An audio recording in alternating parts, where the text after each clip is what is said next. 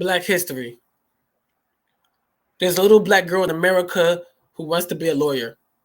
I tell her about Jane Boylan, who had to balance the weight of racism with the power of discrimination on the broken scales of justice. There is a black boy in America who wants to be a musician. I put a blindfold on his head and tell him about Tom Wiggins, who was a black blind musical savant. I tell him that God is the only one that can put vision behind your shut eyelids. He's the only being that can walk on the ocular border of your pupils.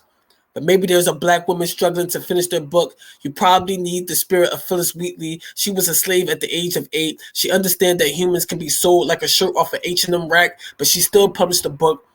Maybe there's a black boy in America who loves science. I tell him about a man named Edward Butcher, first black dude to get a degree in physics. There is a little black girl that loves numbers. Well, I say look up a woman named Euphemia Haynes, the first black lady to receive a PhD in mathematics. No computer could calculate the permutations when it comes to the outcome of that black woman. There was a black girl in a high school somewhere who stays in trouble for fighting. I don't judge her, but she fights because when hearts have constipated emotions, they get flushed by swinging a flurry onto someone's face. I pull her to the side and say, look up a name called Clarissa Shields, who was the first female black boxer who received an Olympic gold medal. There is a black college girl wanting to be a designer, and she should Google a name in love.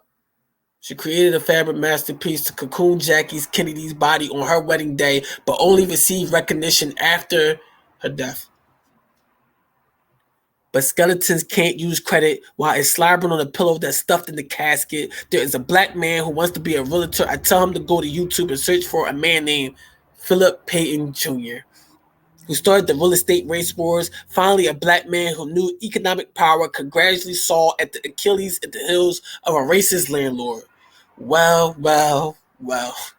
There's a little black boy who is playing the game today, and his mother is saying stop.